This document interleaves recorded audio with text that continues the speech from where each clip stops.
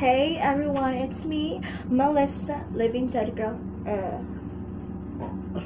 So I'm a vampire. Hi. So I'm gonna react to. Let's see, what am I gonna react to today? I'm gonna react to "Do All Suicide Survivors Think the Same?" I was a suicide survivor, honey. You know my story is like. I want to react to it because it is super important, to talk about suicide and it's something. It's like how you say it. Like the subject is like, I don't know how to say it, but like the subject to talking about this is very personal, emotional. It's sad but you gotta talk about it because that's something very serious. I've been through it and I'm gonna react to it. So. 13 minutes long and 17 seconds. Hopefully this reaction won't be too long either. But anyway, show love and support. Okay? If you're new to my channel, please subscribe. Okay? Show love, please. Please subscribe, hit the bell, links down below if you want to check out more videos, alright? So let's get into this reaction, alright? Here we go. I'm watching on my laptop.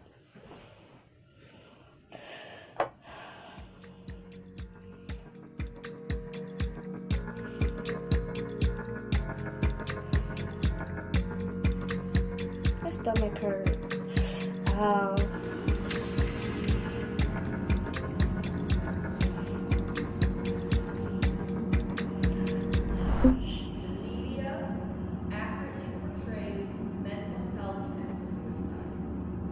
Sometimes.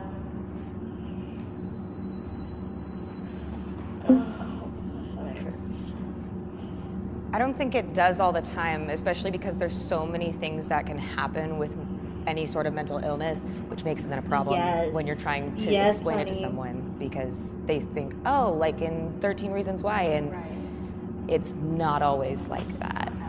Sometimes they romanticize suicide and depression in media, and it's kind of like a weird balancing act because there's some mental illnesses that are like seen as trendy or attractive, like anxiety or depression. And like especially with Twitter and stuff like that, everybody's like talking about it, everybody's retweeting about it. It's not a trend. It's an actual issue that people live with every single day. Exactly. The media doesn't portray like people like myself. Yes. I'm a black lesbian woman, and I've dealt with depression for a very long time. I've had suicidal thoughts. I've attempted it. So for me to not have that representation, it's kind of hard for me to relate to it.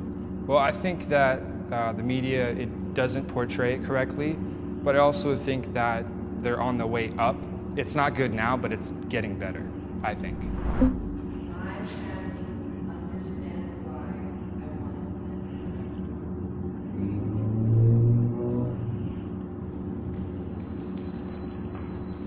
It depends sometimes. Not all. The first time I attempted was in middle school, and that was kind of understandable for my mom and my sister because at that time we were going through a really nasty divorce. So when that happened in middle school, they kind of understood that that's what led to it. And then 2 years ago, I was drugged and assaulted. And that morning after I'd been found, it was such a traumatic experience that my mom walked out and I was just leaning over the balcony. And I remember breaking down crying because of the fact that I thought I was gonna throw myself off it.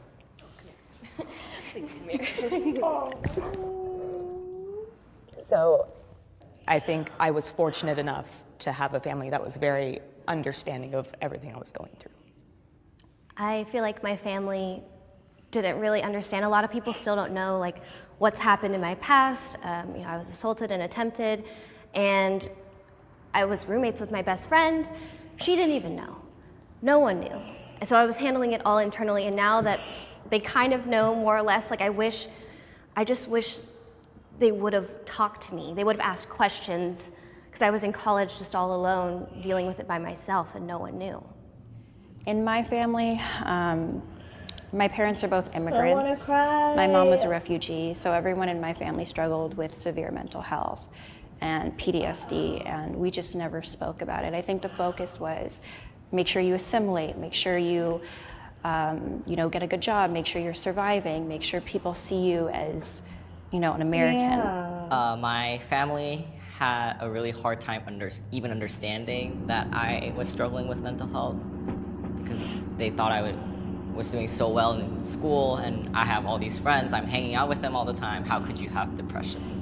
I mean, I just don't talk about it with my family. I mean, when I told my sisters that I was coming on here, they're like, oh, what's it about? I was like, oh, it's called Suicide Survivors. And they're like, wait, did you? I was like,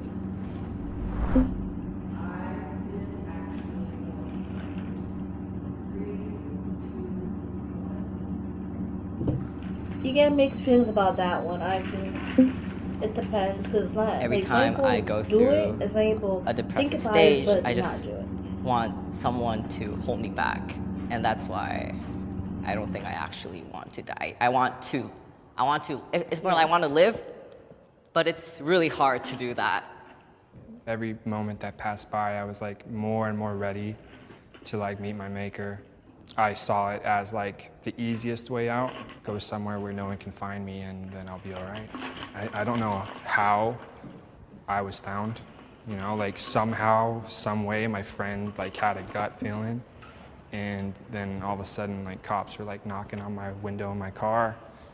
I went above and beyond when I was trying to attempt.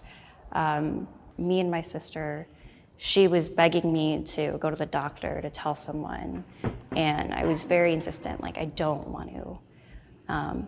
So in those moments, yeah, definitely, I did want to die, but it was only because I didn't know any other solution. I definitely wanted to end it all at the moment that I was at. I was ready to end it, and I made sure that I was in a place where nobody could find me. Thinking back to when I was sitting in that creek and everything that was going on, I'm really happy that I got up and walked away. I had kind of an epiphany when I was down there and going in and out of consciousness that my life is valuable.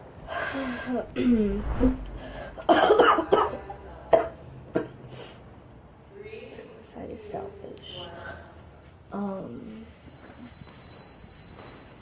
Some people agree and some people disagree. I think it is pretty selfish. It's a decision that you're making on your own. You're also not putting much consideration into your family members, your friends. And I think the effects of you killing yourself and leaving your friends and family behind could potentially lead to maybe one of them doing it. My mother, she was going through a divorce That is like right around the time when I tried to kill myself. And she told me that she thought about it too, and that she wanted to, but she knew like when she saw me go through it, that she couldn't. Killing yourself could be selfish because of the other people that would be affected.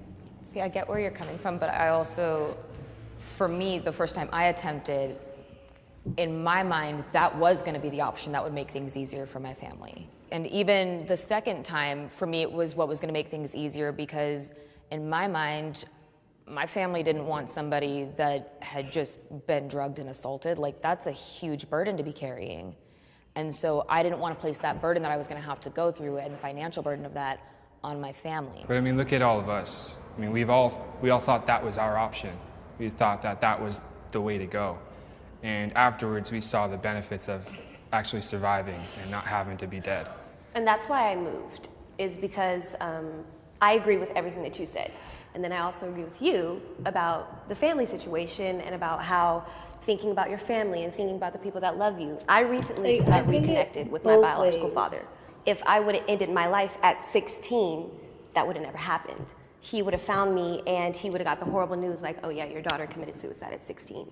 So that aspect of it does make me feel like, yes, that is selfish because there are still people who I don't even know who love me. I agree with you saying that suicide can be selfish because it's such a huge trauma to a lot of people, but for people going through that actual moment, what I felt most frustrated about was, okay, people don't want me to die. People want me to live, but I don't know how I'm going to live because at that time, I didn't know if I could even start medical transition. And I know trans people in Korea are not even employed, so how am I even gonna get a job? I need some kind of support to continue living, but that was so hard to find.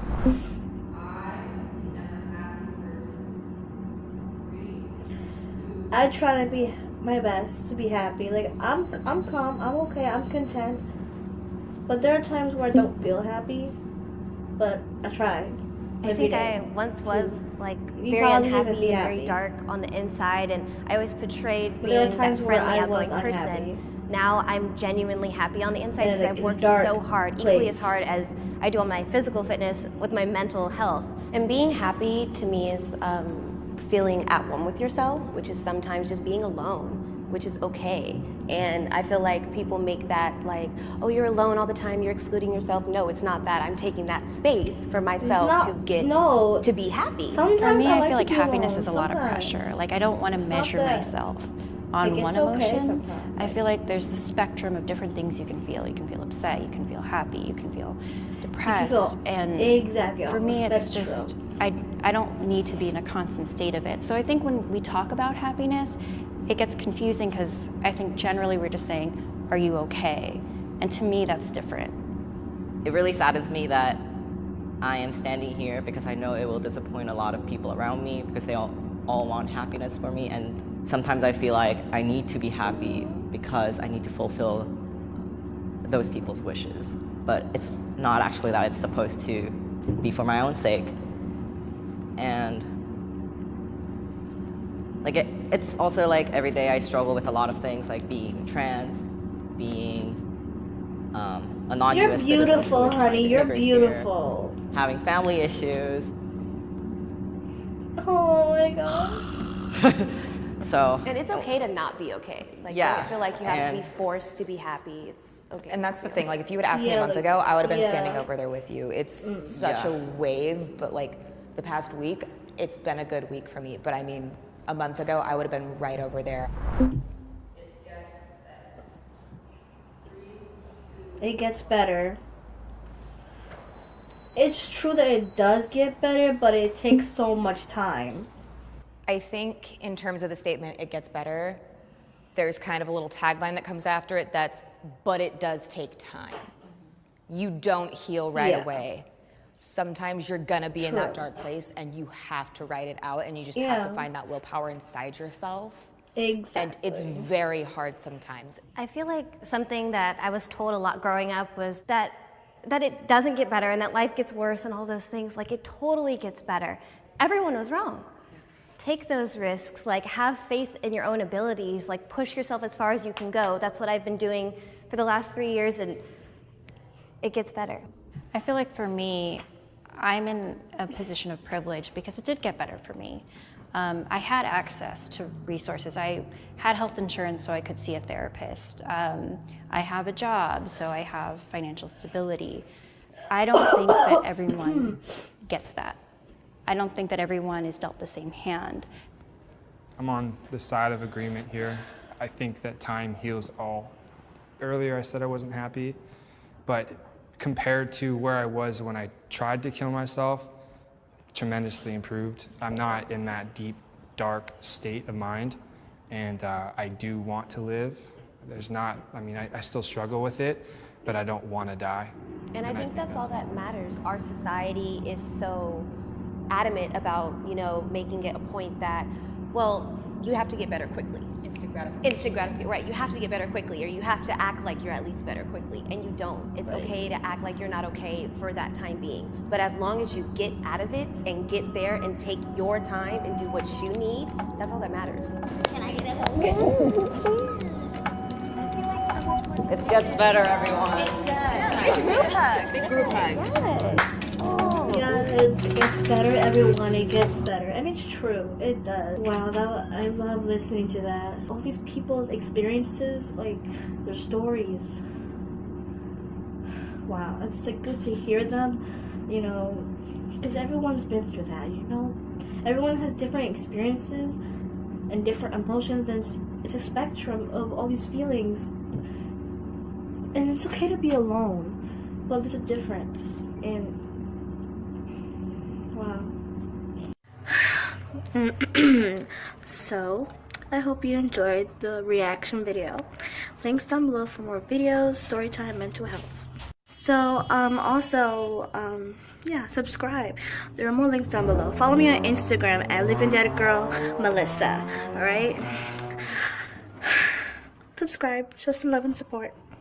For mental health, story time, and LGBT content. Hit the bell. I guess my curtain in the living room. But hit the bell. Subscribe. Alright? Until next time, bye, my beautiful people.